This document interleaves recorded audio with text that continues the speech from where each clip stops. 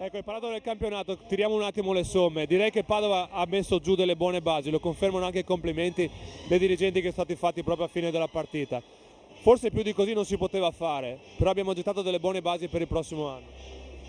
Ma i lavori per il prossimo anno sono già cominciati, e abbiamo cominciato comunque a mettere giù delle idee per il prossimo anno. Secondo me la base importante è che oggi il Palafabris era gremito, era bello da vivere, era divertente da giocarci dentro, e questa è la base. Giocatori, allenatori vanno, vengono, quello che deve rimanere il prossimo anno è la grande passione, il tifo, la passione dei soci, del presidente, della società tutta. Anche dal punto di vista tecnico secondo me sono state fatte cose importanti, adesso ci mettiamo lì e cercheremo di sfruttarle per il prossimo anno.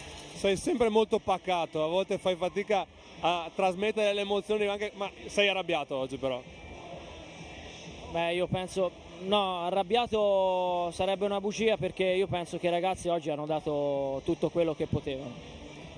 Abbiamo dei limiti, abbiamo dei difetti, questo lo sapevamo. Io ho cercato, quando sono arrivato, di esaltare i pregi e mettere sotto il tappeto i difetti di questa squadra. Penso che abbiamo fatto, sennò sembra di portare l'acqua al mio mulino, ma penso che abbiamo fatto un buon lavoro. Buono forse è poco, però diciamo un buon lavoro.